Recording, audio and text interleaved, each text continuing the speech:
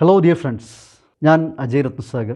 നമുക്കെല്ലാവർക്കും ഇംഗ്ലീഷ് വളരെ ഫ്ലുവൻ്റായി സംസാരിക്കണം എന്ന ആഗ്രഹമുണ്ട്.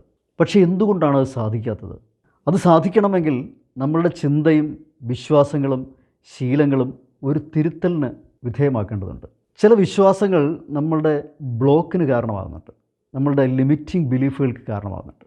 ഇത്തരത്തിൽ നമ്മളുടെ വിശ്വാസങ്ങൾ നമ്മൾ മുറുകെ പിടിക്കുമ്പോൾ ഇവിടെ പരാജയപ്പെടുന്നത് നമ്മൾ തന്നെയാണ്. നമ്മൾക്ക് ഫ്ലുവൻ്റായിട്ട് ഇംഗ്ലീഷ് സംസാരിക്കണമെങ്കിൽ നമ്മളുടെ നേറ്റീവ് ലാംഗ്വേജായ മലയാളത്തിൻ്റെ മദർ ടങ് ഇൻഫ്ലുവൻസ് എന്ന് പറയുന്ന ആ ഒരു ഭാഗത്തെ പരാജയപ്പെടുത്താൻ സാധിക്കണം. മലയാളത്തിൽ ചിന്തിച്ചുകൊണ്ട് ഇംഗ്ലീഷ് സംസാരിക്കാൻ പറ്റില്ല. Stop translating Malayalam to English. റിപ്പീറ്റഡായിട്ട് നമ്മൾ എന്ത് പ്രാക്ടീസ് ചെയ്താലും അത് ഹാബിച്വലായി സബ് കോൺഷ്യസ്ലി കോൺക്രീറ്റ് ചെയ്തിട്ട് ഔട്ട്കം കിട്ടും. അത് നമ്മൾ എങ്ങനെ വേണം എന്ന് ചിന്തിച്ച് ഉറപ്പിച്ച് പഠിച്ചെടുത്ത് പ്രയോഗിക്കാൻ സാധിക്കണം. എങ്കിൽ മാത്രമേ ഇംഗ്ലീഷ് എന്നല്ല ഏത് ഭാഷയും നമുക്ക് അനായാസം സംസാരിക്കാൻ സാധിക്കുകയുള്ളൂ. 40 ഭാഷകൾ സംസാരിക്കാൻ കഴിവുള്ള ഒരു ബ്രെയിനാണ് ദൈവം തമ്പുരാൻ നമുക്ക് തന്നിരിക്കുന്നത്. പക്ഷെ 4 ഭാഷ പോലും കൃത്യമായി നമുക്ക് സംസാരിക്കാൻ സാധിക്കുന്നില്ല. അതെന്തുകൊണ്ടാണ്? നമ്മളുടെ ലിമിറ്റിംഗ് ബിലീഫ്സും മൈൻഡ് ബ്ലോക്സും തിരിച്ചറിയുന്നില്ല. നമ്മളുടെ അച്ഛൻ്റെയും അമ്മയുടെയും പക്കൽ നിന്ന് നമ്മൾ പഠിച്ചെടുത്ത മലയാളം അവർ നമ്മളെ ഗ്രാമർ ക്ലാസ്സിൽ എഴുതിയിട്ടല്ലല്ലോ പഠിപ്പിച്ചത്. അവർ നമ്മളെ എഴുതാനും വായിക്കാനും പഠിപ്പിച്ചിട്ടല്ലോ മലയാളം സംസാരിക്കാൻ പഠിപ്പിച്ചത്. അതോ അവർ നമ്മളെ പഠിപ്പിക്കാനായിട്ട് ഏതെങ്കിലും ട്യൂഷൻ ക്ലാസ്സിൽ എത്തിയിട്ടല്ലല്ലോ നമ്മൾ മലയാളം സംസാരിക്കാൻ പഠിപ്പിച്ചത്. നമ്മൾ അവരെ ഇമിറ്റേറ്റ് ചെയ്തും കണ്ടും കേട്ടും തിരിച്ചറിഞ്ഞ് മനസ്സിലാക്കിയെടുത്ത് തെറ്റിച്ചും പിന്നീട് അത് തിരുത്തിയും ഒക്കെ പറഞ്ഞ് പഠിച്ചതിൻ്റെ അനന്തരഫലമായിട്ടാണ് നമ്മളിപ്പോൾ മലയാളം സംസാരിക്കുന്നത്. ഇത് തന്നെയാണ് എൻ്റെ സിസ്റ്റം. ഇത് തന്നെയാണ് സയൻറ്റിഫിക് സിസ്റ്റമാറ്റിക്കുമായിട്ടുള്ള നമ്മൾക്ക് ഒരു ഭാഷ പഠിക്കാൻ ഏറ്റവും പ്രയോജനകരമായ രീതി എന്ന് പറയുന്നത്. ഒരുപാട് കേൾക്കുക, ഒരുപാട് കാണുക, ഒരുപാട് പരിചയം പുതുക്കുക, അതുമായിട്ട് മിങ്കിൾ ചെയ്തിട്ട് പരസ്പരം കമ്മ്യൂണിക്കേറ്റ് ചെയ്തിട്ടാണ് സബ് കോൺഷ്യസിൽ പോയത് കോൺക്രീറ്റായി ഓട്ടോമാറ്റഡായിട്ട് അത് ഹാബിച്വലായിട്ട് പുറത്തേക്ക് വരുന്നത്. അങ്ങനെ തന്നെയാണ് നമ്മൾ മലയാളം സംസാരിക്കുന്നത്.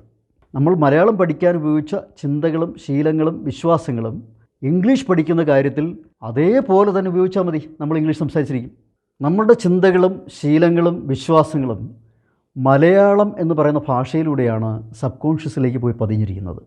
മലയാളത്തിലൂടെ ഇംഗ്ലീഷിനെ പഠിക്കാൻ തീരുമാനിക്കുന്നത് നമ്മൾക്കറിയാവുന്ന ഭാഷ മലയാളമാണ് എന്നുള്ളത് കൊണ്ടാണ്. പക്ഷേ അതൊന്ന് മാറ്റി പഠിക്കാൻ തയ്യാറാണ്. Stop translation, think in English. English എന്ന് പറയുന്ന ഭാഷയെ പഠിക്കുമ്പോൾ കോമൺ സെൻസ് അത്യാവശ്യമാണ് എന്ന് പറയാറുണ്ട്, സാമാന്യബോധം. കാരണം rule become usage, usage become rule എന്ന് പറയുന്ന ഒരു ഫോർമുല ഇംഗ്ലീഷിലുണ്ട്. അതുപോലെ സെൻറ്റൻസിൻ്റെ സ്ട്രക്ചർ മലയാളത്തിലും ഇംഗ്ലീഷിലും വ്യത്യസ്തമാണ്. ഐ ലവ് യു എന്ന് പറഞ്ഞാൽ ഐ എന്ന് പറഞ്ഞാൽ ഞാൻ, ലവ് എന്ന് പറയാൻ സ്നേഹം, യു എന്ന് പറഞ്ഞാൽ നീ, ഞാൻ സ്നേഹം നീ എന്നാണ് ശരിക്കുമുള്ള ട്രാൻസ്ലേഷൻ വരിക. അതുകൊണ്ട് ഒരു കാരണവശാലും ഇംഗ്ലീഷിലേക്ക് മലയാളത്തെ ട്രാൻസ്ലേറ്റ് ചെയ്ത് സംസാരിക്കാൻ നിന്നാൽ ഒരിക്കലും ഒരു കാലത്ത് നമ്മൾ ഇംഗ്ലീഷ് പഠിക്കാൻ പോകുന്നില്ല. ഐ ലവ് യു എന്ന് പറഞ്ഞാൽ ഞാൻ നിന്നെ സ്നേഹിക്കുന്നു എന്നുള്ളതിന് പുറമേ നമ്മൾ ഒരു ട്രാൻസ്ലേഷൻ തയ്യാറായി കഴിഞ്ഞാൽ അതിനകത്ത് കിട്ടുന്ന അർത്ഥം എന്താണെന്ന് നിങ്ങളൊന്ന് എടുത്തു നോക്കൂ. ഇംഗ്ലീഷ് ഭാഷയിലെ സെൻറ്റൻസ് ഫോർമേഷനെ സഹായിക്കുന്ന രീതിയിലുള്ളൊരു പഠനമാണ് നമുക്ക് വേണ്ടത്. ഇത് കമ്മ്യൂണിക്കേഷൻ സ്കില്ലാണ്. ഈ സ്കില്ലിലൂടെ നമ്മളുടെ ജീവിതത്തിന് വലിയൊരു മുതൽക്കൂട്ടാണ് നമ്മൾ കൂട്ടിച്ചേർക്കുന്നത്. ഈ ഓൺലൈൻ കാലത്ത് ഇനി അങ്ങോട്ട് ഇംഗ്ലീഷ് ഭാഷയുടെ സ്വാധീനം ശക്തമാകാൻ പോവുകയാണ്. അപ്പോൾ അത് തിരിച്ചറിഞ്ഞ് മനസ്സിലാക്കിക്കൊണ്ട് ജീവിതത്തെ മെച്ചപ്പെടുത്താൻ ഇംഗ്ലീഷ് ഭാഷ എന്ന് പറയുന്ന വെൽത്തി ലാംഗ്വേജ് നമ്മളുടെ ഹെൽത്തിനും നമ്മുടെ ലൈഫിനും വേണ്ടി മുതൽക്കൂട്ടിയെടുക്കേണ്ടത്, അല്ലെങ്കിൽ അതൊന്ന് ആഡ് ചെയ്ത് വെക്കേണ്ടത് ഇന്നു മുതൽ ഡേ 1 എന്നുള്ള രീതിയിൽ നിങ്ങൾ പ്രാക്ടീസ് തുടങ്ങുക. നിങ്ങളെ ഇംഗ്ലീഷിൽ ഏറ്റവും മികച്ച ഫ്ലുവൻസി നൽകിക്കൊണ്ട് ഇംഗ്ലീഷ് സംസാരിക്കാൻ ശീലിപ്പിക്കാൻ ഞങ്ങൾ റെഡിയാണ്. നിങ്ങൾക്ക് ഞങ്ങളെ വിളിക്കാം.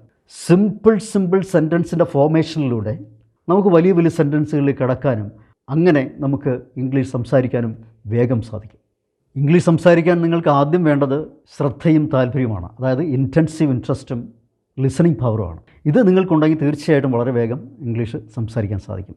രണ്ടാമത്തെ കാര്യം എന്ന് പറയുന്നത് വേർഡ് പവറാണ്. എന്നാൽ ഒന്നിൽ കൂടുതൽ വാക്കുകൾ ക്രിയേറ്റ് ചെയ്യാൻ വേണ്ടിയിട്ടാണ് സെൻറ്റൻസ് സ്ട്രക്ചറുകളെ നമ്മൾ ഫോക്കസ് ചെയ്യുന്നത്. ഗ്രാമർ റൂൾ എന്ന് പറയുന്നതിന് വിട്ടുകൊണ്ട് എന്താണ് യൂസേജ് എന്ന് പഠിപ്പിക്കുകയാണ് നമ്മൾ ചെയ്യുന്നത്. ഇത് വളരെ വേഗം നമ്മൾക്ക് ഫ്ലുവൻസിയിലേക്ക് എത്താൻ സഹായിക്കുകയും ചെയ്യും. നമ്മൾ ഇംഗ്ലീഷ് ഭാഷ പഠിക്കുമ്പോൾ പ്രധാനമായിട്ട് ശ്രദ്ധിക്കേണ്ട ഒരു കാര്യം എന്ന് വെച്ച് കഴിഞ്ഞാൽ, ഒരു കുട്ടി നടക്കാൻ പഠിച്ചത് എങ്ങനെയാണ്? വീണ് ഒരുപാട് പരാജയങ്ങൾ ഏറ്റുവാങ്ങിയിട്ട് അവസാനം വേദന സഹിച്ച് നടന്നില്ലേ? ആ കുട്ടി ആത്മഹത്യയൊന്നുമില്ലല്ലോ. എനിക്ക് നടക്കാൻ പറ്റുന്നില്ല, ഞാൻ നടക്കുമ്പോൾ വീഴുന്നു എന്നൊക്കെ പറഞ്ഞിട്ട് ആ കുട്ടി നടക്കായിരുന്നില്ല. വീണിട്ട് വീണ്ടും ട്രൈ ചെയ്തിട്ടാണ് ആ വേദന സഹിച്ചിട്ട് നേരെ എഴുന്നേറ്റ് നിന്ന് നടന്നിട്ടുള്ളത്. അതേപോലെ തന്നെ ഇംഗ്ലീഷ് പഠനം എന്ന് പറയുന്നത് ലൈക്ക് എ സ്വിമ്മിങ് പ്രാക്ടീസ്. എന്തായാലും കരയ്ക്കിരുന്നുകൊണ്ട് സ്വിമ്മിങ് പഠിക്കാൻ പറ്റില്ലല്ലോ. അപ്പോൾ വെള്ളത്തിലേക്ക് ഇറങ്ങി നനഞ്ഞ് കുളിച്ചല്ലാതെ കുറച്ച് വെള്ളവും കുടിച്ചിട്ടാണ് സ്വിമ്മിങ് പഠിക്കുന്നത്. ഇവിടെയും അത് തന്നെയാണ്. ഒരുപാട് ബുദ്ധിമുട്ടുകളും പ്രയാസങ്ങളും പരാജയങ്ങളും മിസ്റ്റേക്കുകളും ഒക്കെ വരുത്തി തന്നെയാണ് നമ്മൾ ഇംഗ്ലീഷും പഠിക്കുന്നത്. കാരണം ഇംഗ്ലീഷ് ഒരു ഫോറിൻ ലാംഗ്വേജാണ്, നേറ്റീവ് ലാംഗ്വേജേ അല്ല. അപ്പോൾ നമുക്ക് മറ്റുള്ളവരോട് മിങ്കിൾ ചെയ്തും കമ്മ്യൂണിക്കേറ്റ് ചെയ്തൊക്കെ ഇംഗ്ലീഷ് ലിസൺ ചെയ്തും ഒക്കെ പഠിക്കേണ്ടതുണ്ട്. അതിനൊക്കെ ഒരു ടെക്നിക്കലുണ്ട്. ആ ടെക്നിക്കലിലൂടെ നമുക്ക് ഇംഗ്ലീഷ് വളരെ ഫാസ്റ്റായിട്ട് പഠിക്കാൻ സാധിക്കും. അപ്പോൾ നിങ്ങൾക്ക് ഇംഗ്ലീഷ് ഫാസ്റ്റായിട്ട് പഠിക്കണമെന്നുണ്ടെങ്കിൽ ഈ ടെക്നിക്കുകളൊക്കെ യൂസ് ചെയ്യാം. നിങ്ങൾ ഇംഗ്ലീഷിനെ അത്ര ഭ്രാന്തമായി സ്നേഹിക്കുന്നുണ്ടെങ്കിൽ തീർച്ചയായിട്ടും ഞങ്ങളെ വിളിക്കൂ. പരിഹാരം നിങ്ങളുടെ വിരൽത്തുമ്പിൽ തന്നെയുണ്ട്. ആക്ടിവേഷൻ ഇല്ലെങ്കിൽ പ്രൊഡക്ഷൻ ഉണ്ടാവില്ല. അപ്പോൾ നമ്മൾ ആക്റ്റീവായി പഠിക്കാൻ എപ്പോഴാണോ തീരുമാനിക്കുന്നത് അപ്പോൾ മുതൽ നമ്മൾ നേടേണ്ടത് നേടിയിരിക്കും. ആശയനിർമ്മാണം, വാക്യനിർമ്മാണം എന്നതാണ് മൂന്നാമത്തെ ഘട്ടം എന്ന് പറയുന്നത്.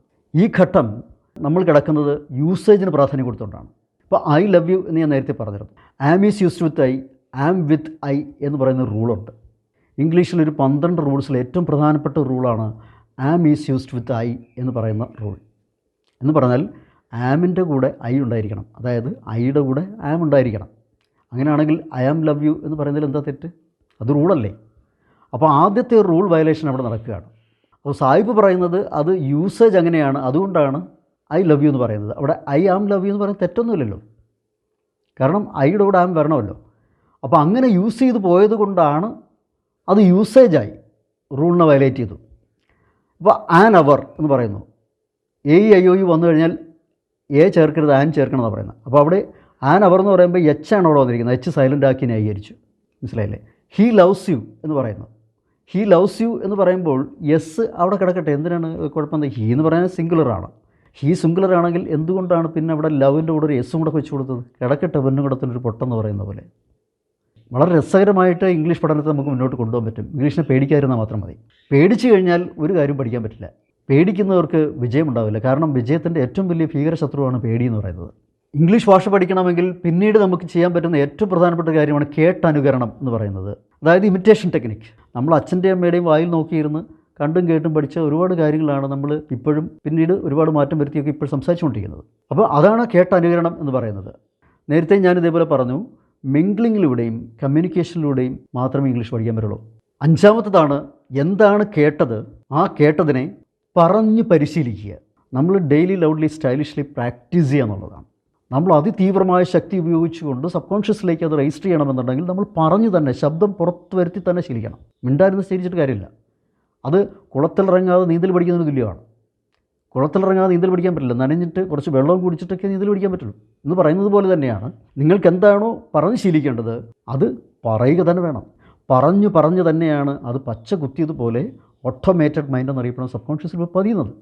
അത് പതിക്കണമെങ്കിൽ നമുക്ക് എന്താണ് വേണ്ടത്? അതിതീവ്രമായ താല്പര്യവും ലിസണിങ് പവറും ഒരുമിച്ച് ചേരണം.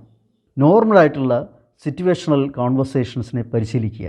നിങ്ങൾക്ക് ഇംഗ്ലീഷ് സംസാരിക്കാൻ താല്പര്യമുണ്ടെങ്കിൽ തീർച്ചയായും നിങ്ങൾ ഇംഗ്ലീഷ് സംസാരിച്ചിരിക്കും. ഈ സ്ക്രീനിൽ നൽകിയിരിക്കുന്ന നമ്പറിൽ കോൺടാക്റ്റ് ചെയ്താൽ നിങ്ങളെ ഒരു ഫ്രീ വെബിനാറിലേക്ക് ക്ഷണിക്കുന്നതായിരിക്കും. അതിനുശേഷം നമ്മൾ ക്ലാസ്സിലേക്ക് എൻ്റർ ചെയ്യുന്നതായിരിക്കും. ദ ഇംഗ്ലീഷ് സ്പീക്കർ എന്നറിയപ്പെടുന്ന ഈ ഒരു ഇംഗ്ലീഷ് അക്കാഡമി നിങ്ങളെ ഓൺലൈനിലൂടെ ഇംഗ്ലീഷ് സംസാരിക്കാൻ കൈപിടിച്ചുയർത്താൻ പോവുകയാണ്. Thank you so much. വീണ്ടും ഒരു വീഡിയോയിൽ കാണും വരെ ബൈ ബൈ.